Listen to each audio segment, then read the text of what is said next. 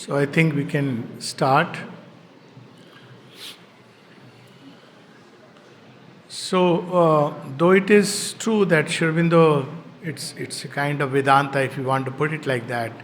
If we use the term word in the sense that Vedanta means the end of knowledge. But in Sri Aurobindo's view, the ultimate knowledge is that which does not discard the staircase through which you have climbed to that ultimate knowledge, but takes it, embraces it. And that is what he says, that with Buddhism, that's where the problem is, that there is the nihil. At least the way it is understood. That's not how Buddha may have meant it. But you end up to a point where from the last rung of the stair, you enter into a void, leaving the staircase unsupported from anywhere. Because what is it which is the basis? So, this is one of the biggest problem with the teaching. And truth must be able to take everything into account and reconcile it. It cannot reconcile if it says it doesn't exist, it is illusion. So when Sri Aurobindo was asked to say what is his Vedanta, he said, well, you can't put a name, but if you have to put a name, it is realistic Advaita and not a illusionist Advaita. Meaning thereby it must take into account everything. But there are two ways of taking into account everything. One is that the world moves in its own way with its own mechanisms, both physical, material and psychological. Material mechanism is Jada Prakriti. And psychological mechanisms through which we bring in the law of karma, which is constantly churning us up and down and up and down. It's like a roller coaster ride. What is God to do with it? Nothing. What is he doing? In some philosophies, he is watching the play. Not a very good thing. It's almost like, it's pretty bad. Roller coaster ride, you vomit, you faint. He is watching the play as a witness. And in some other, they give God a little more humane. No, he is not just watching. Time to time, he intervenes also. When you are in a bad shape, or some souls, he will intervene and take them out. What about the others? Well, they are condemned till they also turn towards. So the whole thing, if we look at it, if we go to its bottom of that kind of thought, it can sound very cruel if that is the reality of the divine, that this world has come into existence. He doesn't own it. The souls have come out of it. He doesn't really own it, except a few from time to time he comes to take them. So this is not reconciliation. So Sri Aurobindo gives us the sense of what really reconciliation would be. On page 29, this is a new chapter, Reality Omnipresent, and the main problem he is taking up here, because in the Life Divine each chapter he will take up the problem, but see it from this standpoint of our experience and the experience that is shown there. If one knows him as Brahman, the non-being, he becomes merely the non-existent.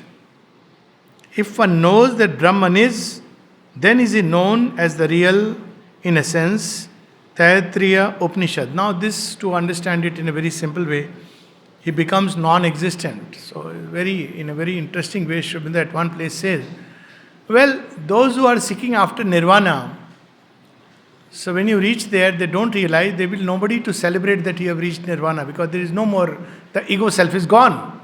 So unless you say there is an individual soul, which traditional Buddhism doesn't accept. I'm not saying what Buddha said, the way it has been understood.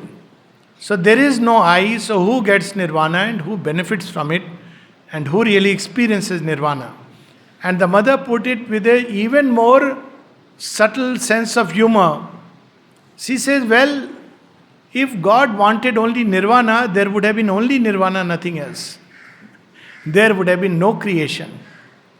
So there are different ways, schools of philosophy, they divide this world and that becomes, Babul ka ghar. This becomes sasural. This is how we have started neglecting the sasural. Because we have been taught the Babul ka ghar original is divine. My Maika is divine. And this sasural is a horror nightmare. When can I run away from here? This is not fair. Sasural also must become like Maika, which is what every girl wants to do. She will come by saying, ki, yes, it is my sasural, and she will adjust to it. And you are very happy that she has adjusted. Don't underestimate the power of a common woman. Gradually she is tweaking you. Till one day, the sasural will become like her Maika. That's what the original thing. And then you won't know the difference. So, that's what, you have to reconcile the two and you cannot just discard. So there is a beautiful, many of these Mahamantra lines on page 29. True reconciliation, okay, few lines below. A compromise is a bargain, a transaction of interest between two conflicting powers. It is not a true reconciliation. And it applies to everything, including interfaith dialogues. You have not really understood each other. You have simply conceded to each other. That's a compromise. You do your bit, we do our bit. It cannot last. But true reconciliation is when we understand each other. Otherwise, it's like husband, wife, they adopt different ways. One of them is you have your space, I have my space. It's a healthy, let me tell you, it's a healthy way of living. You have your life, I have my life. At least we don't fight. So it's a good way. But this is not really reconciliation. But better than perhaps let's separate. This is one of the solutions. I'm not suggesting anything. The second is, which is better, understanding each other. Now that is very difficult. It takes lot of love, deep, why the person is the way one is, totality, not just a fraction and the other, then there is a reconciliation. So here Sri Aurobindo says that compromise is a bargain. True reconciliation proceeds always by a mutual comprehension, leading to some sort of intimate oneness. That's what happens in husband and wife who have lived together for long and gone through all the upheavals. Then if, the man is behaving in a cranky way and people around, what kind of a person he is, the wife will say, no, don't worry. He's basically hungry, I'll give him something and he'll be fine. She knows what the person is really wanting and expressing it this way. Similarly, if the wife is root gai, so you're not saying you are so angry, and he says, okay, I understand. Basically you love, I have probably, I missed out on this. So this is how true reconciliation proceeds. But that requires a lot of patience. So Sri Aurobindo's yoga, philosophy or metaphysics requires a lot of patience.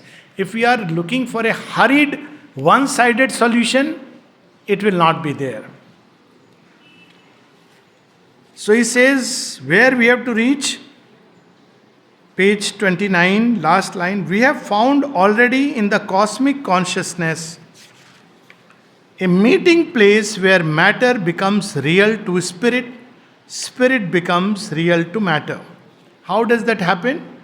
For in the cosmic consciousness, mind and life are intermediaries and no longer, as they seem in the ordinary egoistic mentality, agents of separation, fomenters of an artificial quarrel between the positive and negative principles of the same unknowable reality.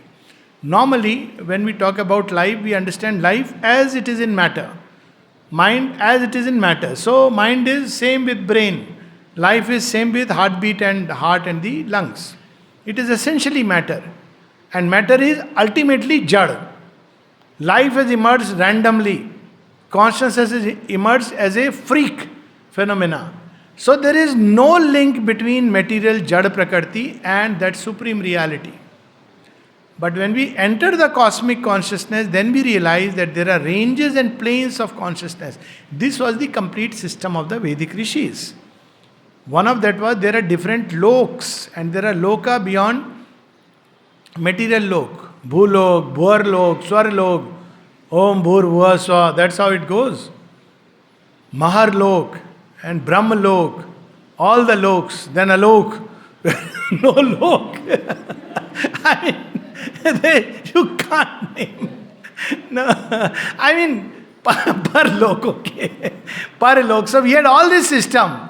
And then below the Bhulok also you have 7 loks. The Patal, Sutal, Atal. Why did they make it?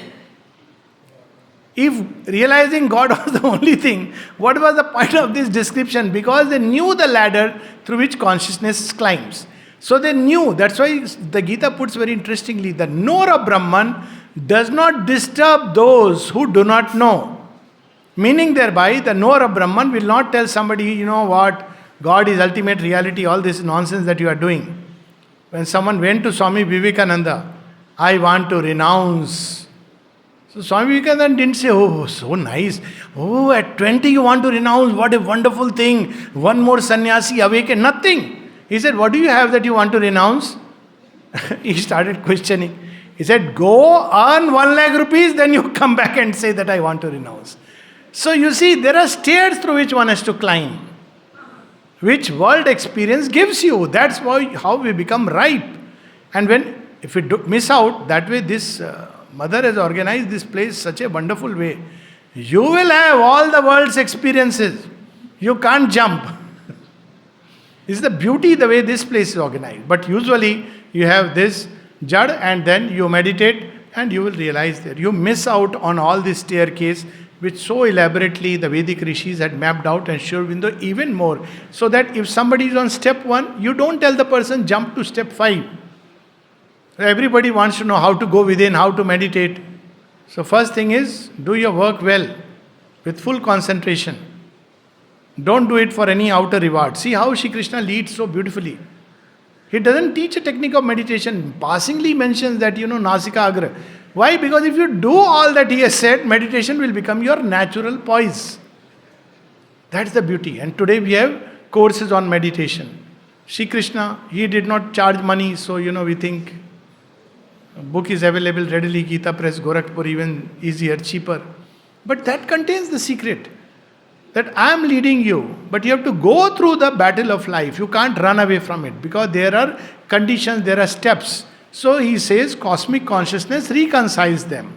There are levels through which the consciousness climbs, levels through which it descends. All that he will describe in another chapter later. And then he says, in the paragraph below on page 30, in the light of this conception, we can perceive the possibility of a divine life for man in the world, which will at once justify science by disclosing a living sense and intelligible aim for the cosmic and the terrestrial evolution, and realize by the transfiguration of the human soul into the divine, the great ideal dream of all high religions. Practical example. So someone asked the mother, Mother, should I take the medicine or I rely on your grace? Mother gave an answer, take the medicine and rely on the grace. Now you see, it's very interesting. In the course of terrestrial evolution, we have discovered ways and means. That too has been a discovery led by who else but the divine.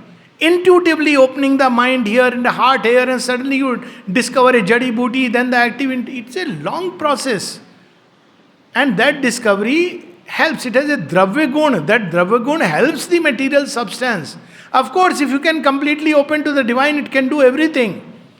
But to believe that I am open in all the details and all the cells, so that's why both can have a place. See, this is how they are reconciled. And Sri Aurobindo says this in one of the letters. He says, you are living in that old world paradigm where you had either material reality or the spiritual reality. Everything works together. The man, the medicine, the faith, the doctor, his sada hua face, matlab kya bolenge, gloomy face, makes you feel I am dead. I mean, maybe 100 times, every time the doctor comes, the patient feels, why can't we have, he says, send the nurse, at least she will be smiling and I'll feel happy. I'll feel I'll be cured. Why? Because nurses will say very nice things. They will not say you are suffering from this titis, acute retino-ophthalmos something citis. Nurse will say, don't worry, you will be fine. Doctor ka order hai, medicine you will take. Eat your food. So you feel very happy and comforted. Nurses are a very important ingredient of healthcare precisely because they provide what doctors do not have the time to provide. I'm sorry, I know some of the doctor friends are sitting. But well, that's how it is. Because it's not just giving a medicine. Medicine has its effect. The doctor's inner state has its effect. The patient's faith has an effect. His will to live has an effect.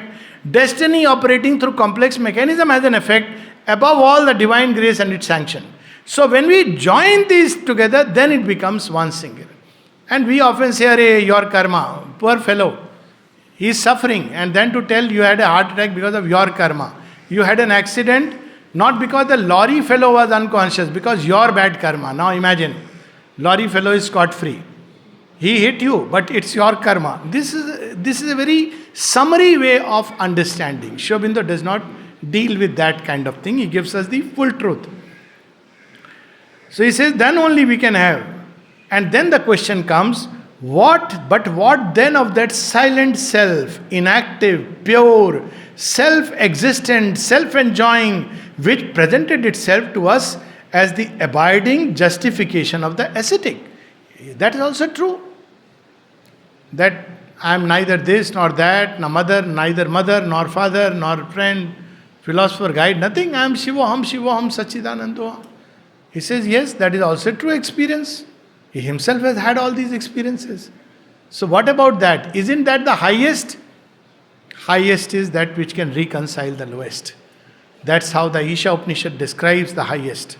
It says, Andha tama pravishanti, ye avidyam upasate. They who worship or seek after the multiplicity alone, they enter into a darkness. That we understand.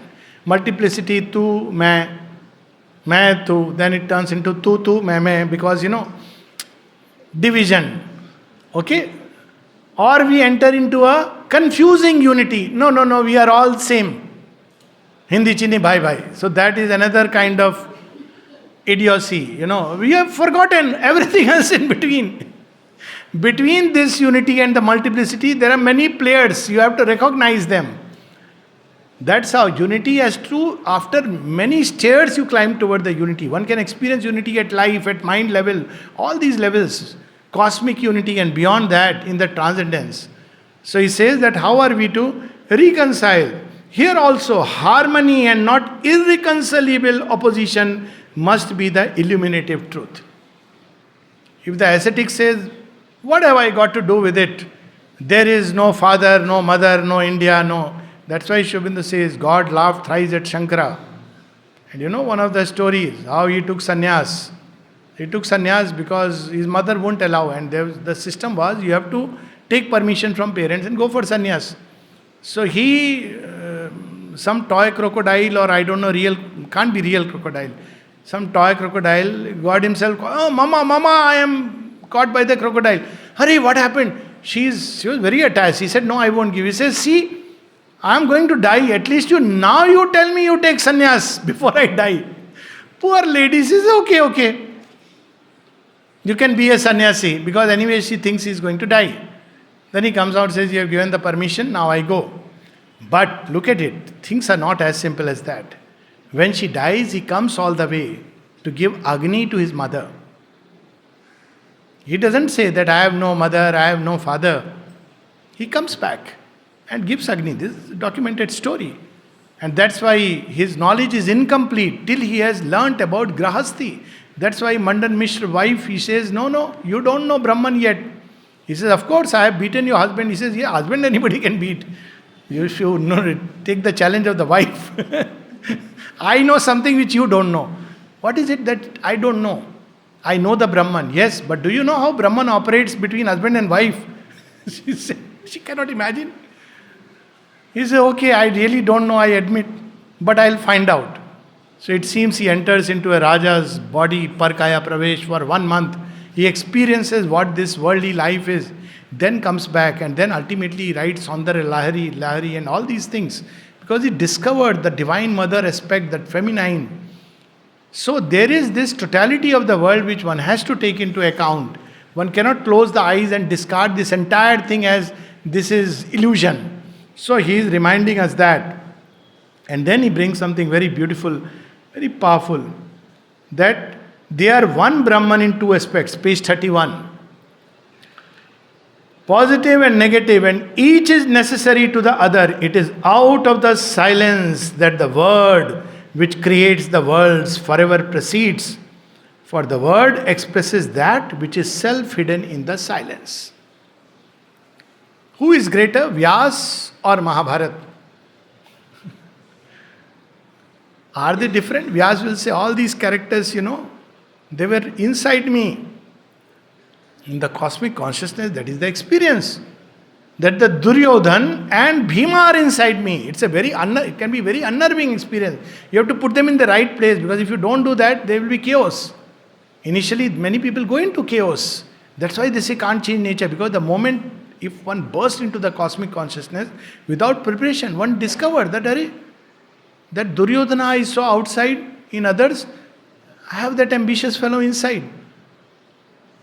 And there is in me Bhima also. So the whole war tends to happen. So Vyasa brings it out beautifully in the form of a book. Does it finish all? No. After all that, he is still unhappy. And then Narad Muni says, I know why you are unhappy, because you have not written the Leela of the Lord. In the entire Mahabharata, all that you said is about Krishna is aparime, measureless. That's the only way. You have not played fairly. You have not described Krishna. He says, okay. So he writes the Bhagavad Puran, the story of Krishna. Then he feels complete. Now look at the story of Krishna. All through you see this worldliness and other worldliness go together. Exactly how Sri Aurobindo describes, he says, in my life, this worldliness and other worldliness have always been together from the time I set my foot on the Indian soil. I found myself entering into other planes of consciousness and had those experiences of the beyond. At the same time, I never lost hold of this earthly reality. So that's how you see this great work, the Life Divine, comes from this integral living.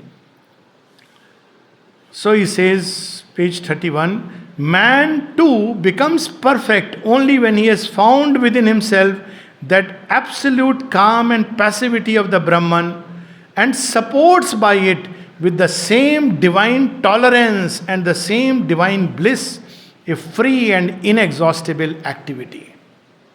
I'm sure, to Sri Aurobindo, many of us, he was asked, how do human beings appear to that consciousness? He said, like cats and dogs. But look at his love and compassion. How a mother would sit with a child and explain, that state of consciousness. Because everything is for the divine, equally important. And let me skip to that page, because that's something I really want to read. I love that. So he says that, they are together, being and becoming, activity and stability.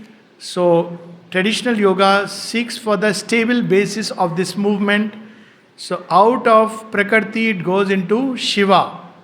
On Shiva's breast stays the eternal dance. Then he says, I have no need of this dance.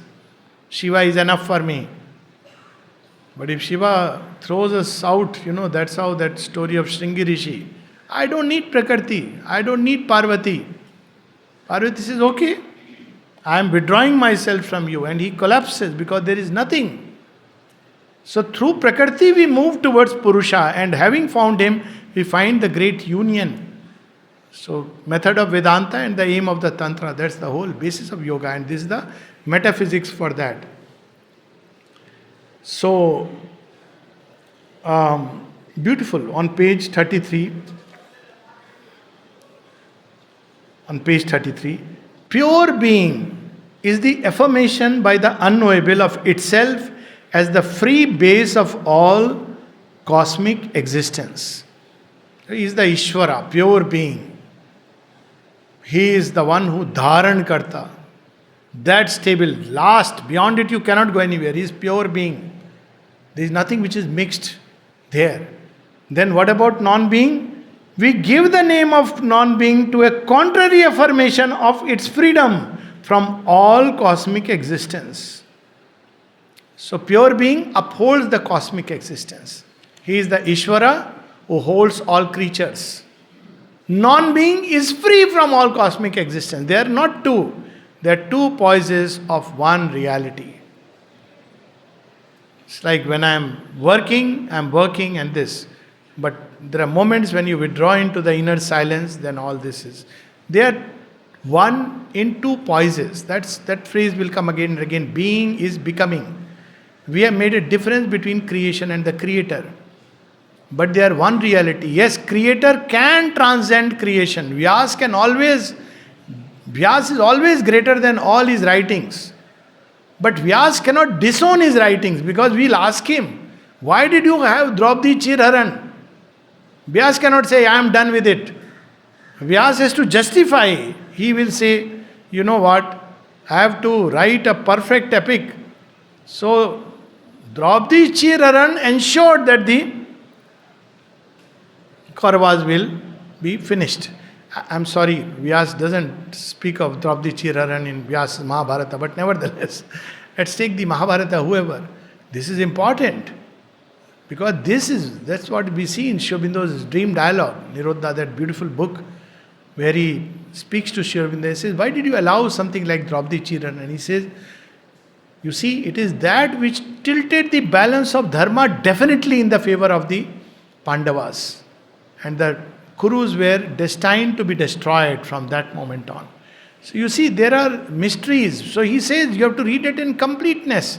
So we have this is important because there are tendencies even now when we talk about Ramayana. So people say, no, Uttarkand never happened. We don't need to do that. Even if it happened, you can reconcile it. Sambhuk Badh never happened. It happened. But you have to find that greater reconciliation.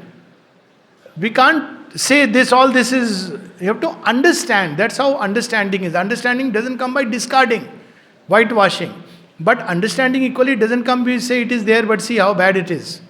Understanding comes when we understand if Rama is what he is and he kills the Shambhuk, he is not acting like a anti-Dalit fellow who is cutting his head. He who goes to Shabri, who is, probably her surname was Dalit, I don't know Shambhuk's surname. Somebody said he is Dalit. I don't know, Dalits existed. They didn't exist, by the way. So, he who goes to her and says, Jhute beer sabri ke khaye. So, if he has killed Shambhu, why has he killed? He is Rama. His heart will have the secret. Why does he kill Bali? Bali also says the same thing. Main beri sugriv pyara kahu nath mam kahe mara. You are Samdarshi. Why have you killed me and favored Sugriv? Is it not adharma? And then Rama explains to him, you are talking of dharma today? Okay, I'll give you a few things about dharma. So you see, we have to look at a thing in totality. That's what Sri Aurobindo does. He doesn't shut his eyes that no, it doesn't exist. Your pain is an illusion or your karma. Ultimately, the responsibility goes back to the Creator. That is how in his grand synthesis he will explain even pain and hell, shortcut to heaven's gate, made out of love and wisdom. He doesn't say, well, man, you are responsible. And he exonerates man. He says, as if he was consulted when the world was being made.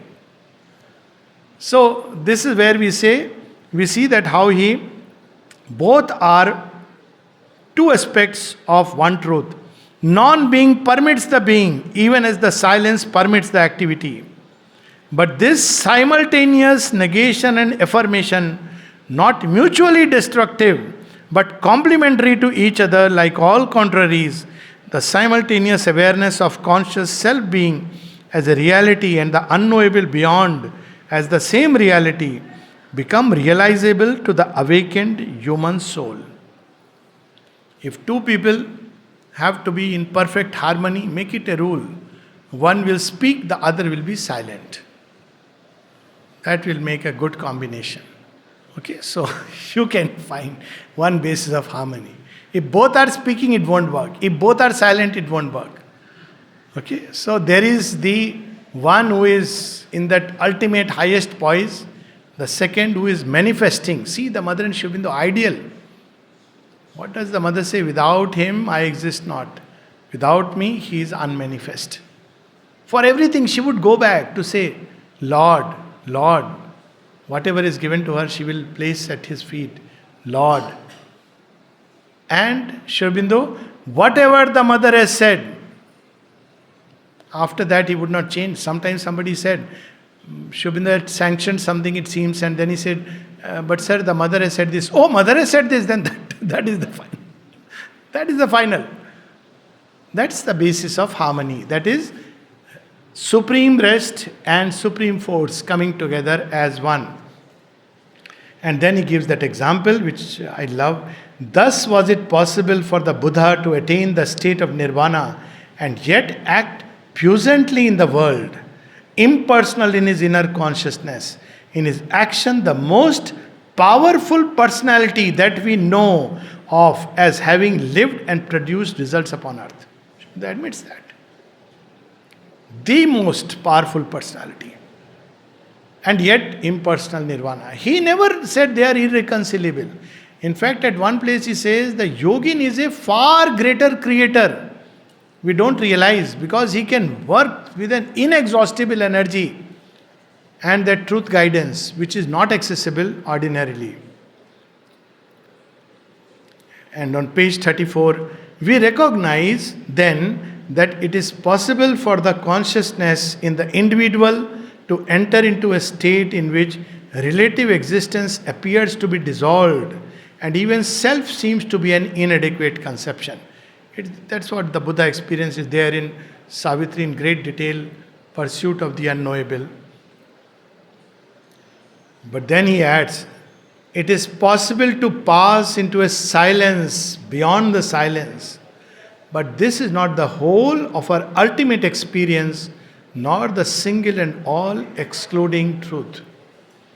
When he was, somebody asked him about Shankara's view, he said, what can I do? Nirvana came into me without asking me, may I, sir?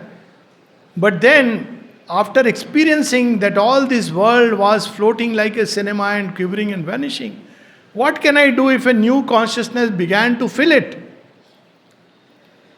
Both are true. So, he reveals that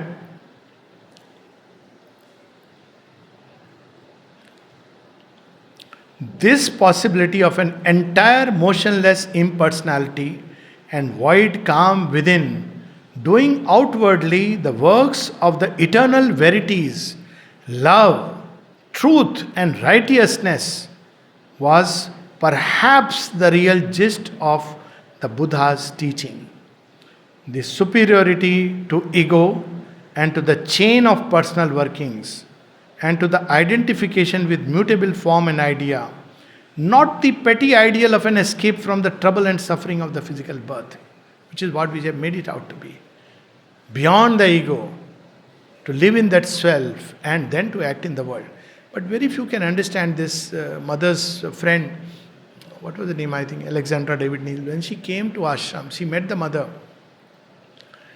And mother saw the Buddha there behind her. And she says, you know what? Buddha is all love and compassion. And she said, no, he is in nirvana. He cannot be. Because this was a problem. Buddha cannot be here, near me, anywhere. He is in nirvana. So we made nirvana, mukti, cut off from the world. Moksha. That's why nowadays, see, these things have come. Moksha, even Zuka has a very nice cake. No, not an advertisement. They named one Moksha and the other has made Nirvana. How much ever you may put it away, it will enter the world through God knows what doors. So every time you eat, it's a very delicious cake, you say Moksha. Now imagine the paradox. Nirvana. It's everywhere. You can't help it. It is there in life, behind life. Not that this is a good way to do it. But to discover the wide, calm impersonality and action in the world. This is the great secret that Sri Aurobindo wants us to learn. Same page 34 below. We discover that all affirmations are assertions of status or activity in the unknowable, All the corresponding negations are assertions of its freedom, both from and in that status of activity. So it's so simple. So I may be doing a certain work, and somebody may say he is bound. But equally, if I want, I can give up the work. So I'm not bound. So both, even in ordinary life, are always together. And it just, we look, depending on how we look at it. Of course, this is the commonplace experience. But everywhere in life, we are bound and we are free together. And the greatest freedom, as Savitri defines, when death says, you go into freedom. Why are you want to tie yourself to Satyavan? She says, what is that freedom which cannot be free even in chains? You want me to have conditional freedom, being away from the world and then free? I am free, even in the chains. Not iron walls a prison make. That's how that great poet has written. I think Longfellow did. Iron walls don't make a prison. This is the inner state of freedom. So, then 35. The real monism, the true Advaita, is that which admits all things as the one Brahman and does not seek to bisect its existence into two incompatible entities, an eternal truth and an eternal falsehood. Brahman and not Brahman, self and not self, a real self and an unreal yet perpetual Maya. So he says that this is what we have to remember, and of course it doesn't mean creating confusion. All is Brahman, very good. Come snake, you are Brahman, I'll put you and make you a pet. No. You know snake is Brahman, snake doesn't know it's a Brahman. He will bite you, and your body doesn't know that it is Brahman. So the snake's bite will fall your body, and then you will be liberated out of the body, and probably the snake is killed, so that then you can shake hands. See, I told we are both Brahman. But that's not what we are here for. As somebody, in the cinema, when he saw the lion roaring and he started running away, he said, but it's a film. He says, I know it. Lion, I don't know whether the lion knows. So we must understand that, don't lose the measure. So each thing in its own place, and that is what he reminds us in the end. Last page we'll go. And then once again, page 35, we'll read that last two lines. For we cannot suppose that the soul entity is compelled by something outside or other than itself, since no such thing exists. To say that some shaitan or some, what is it called, some dark power came and, he brought these souls out of his grip, or Maya came and it is something else. No. Yes, Maya is there, but it is his Maya. That's how Shri Krishna describes. And that's why Sri Aurobindo says, you cannot slay Maya, you can slay Moha. Maya is the Lord's Maya. And of course, Maya, Vidyamaya, Avidyamaya, all that he will, let's keep it for the later. That's how he follows this scheme in the life divine. Just like in the Gita, first 6 chapters, you will see everything in a seed form. The next 6 chapters develops them. The last 6 chapters, they are developed the same basic truths. If you read the first 6 chapters, the same truths are there of bhakti, of jnana, karma, bhakti, everything is there in a seed form. So similarly, right now, Sri Aurobindo is revealing in a seed form. That's why we can complete one chapter in one sitting. But when we go later on, these chapters will be many more, because basically here he is just throwing certain seeds. He'll describe cosmic consciousness at length, Maya, hallucination, all the words he has used will come at great length. So right now, page 36.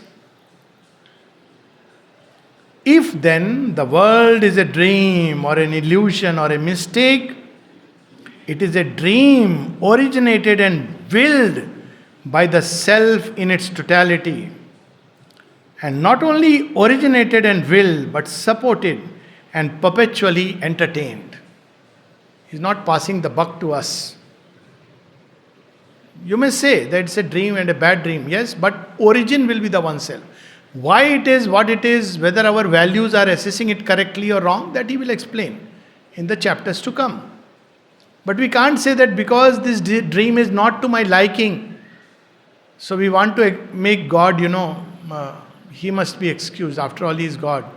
You say, God is all good, wonderful, but this is not good.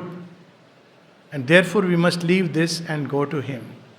But He will say, hold on, this too is me. But I don't understand. He'll say, wait, read the Life Divine, I will reconcile how this too is me. And that will come towards the later chapters. Probably next February camp. And page 36, it is only our relative consciousness, alarmed or baffled by the phenomena of evil, ignorance and pain in the cosmos, that seeks to deliver the Brahman from responsibility. भगवान का काम नहीं है ये. तो your karma, whatever it is, there are different ways of explaining. All these things exist, but not the way we have understood them. That's what he's saying. That all these things that seeks to deliver the Brahman from responsibility for itself and its workings by erecting some opposite principle, Maya or Mara. Mara is in Buddhism. Conscious devil, what a thing. Or self-existent principle of evil, eternal hell, where we can be condemned forever. There is one Lord and self, and the many are only His representations and becomings. And then he says, if then the world is a dream or an illusion or a mistake, it is a dream originated and willed by the self in its totality, and not only originated and willed, but supported and perpetually entertained. Mark the word totality. So if we go to a place, there is a place in Chennai, water park or some park, I've forgotten. So in that there is, apart from many sports, there is also the horror tunnel. Madame Tussauds Museum in England. There is also this horror tunnel. Some people have this, I don't know, what is that strange attraction? Hare re, isme baithna hai. So I was telling my host, I am not interested in, there is enough horror in the world to experience this. No, if you have not experienced this, you have not. So he bought my ticket before I can realize I was sitting in it. I said, as such, Madame Tussauds Museum is a boring thing because it's too much hyped. Nothing, in India, artists make much more beautiful live things, but only we don't have that kind of organization. And on top of it, there is a horror show. But anyways, the point is, horror is only one small little aspect. So when we see things in a totality, then we see, okay, pain is there. Let's say in human life, is everything only pain and suffering? Just because we have heard it, we'll say, no. There are many happy moments. That's how husband and wife or two people, they reconcile. Na? दुख ही दिया है क्या केवल मैंने? नहीं, बात तो सही. अच्छा भी है, कोई बात नहीं. It's okay, pain is also there, but many happy moments are together because we see the thing in totality. So he's using the word that when we see things in totality, it's a different vision. And then he says further, moreover, it is a dream existing in a reality, and the stuff of which it is made is that reality. For Brahman must be the material of the world as well as its base and continent. Who made this world? Brahman. From where? He can't say, oh, I called somebody and he gave me mud tea and then I made. He has to say, out of myself I created mud. Who filled it with the contents? Me. How? He can't say, I purchased it from that shop. He has to say, okay, out of myself. So where is this confusion? You don't know how to see properly. I'll give you, exchange your glasses. You're wearing a different glasses. Having cataract from childhood, I'll do the surgery and give you the new glasses. Then you will understand my purpose, wisdom that operates in hell and makes our fall a means to greater rise. That comes later. But right now, we'll close with this. If the gold of which the vessel is made is real, how shall we suppose that the vessel itself is a mirage? Body is a mirage. It's unreal. Who made it? God made it. Strange paradox. He says, how can we do that? We see that these words, dream, illusion, are tricks of speech, habits of a relative consciousness. They represent a certain truth, even a great truth, but they also misrepresent it. Just as non-being turns out to be other than mere nullity. Some will say nothingness, some will say everythingness. It's the way. So Yagnavalk says it's nothing. So Sri Aurobindo was asked, he says, yes, because there is no speech with which you can describe. That's why it is said the speech cannot reach there. But out of which speech is born? Mind cannot reach there. So mind loses support. How will it describe something which is beyond its bandwidth of comprehension and perception and observation? So if you ask what is there, he says, I don't know, nothing. Nothing, no, something is there, but I don't know. But then somebody like Arjuna will say, show me now, what is that? And then he gives us the Divya Darshan. And then we see the Mahabharata is Krishna, that figure in the battlefield is Krishna. And beyond the figure on the battlefield, there is Krishna. And beyond the Vishwarup, the cosmic being, escaping on all sides is Krishna. And Krishna is not this or that or this or that, but the entire totality. So we'll meet tomorrow to continue further.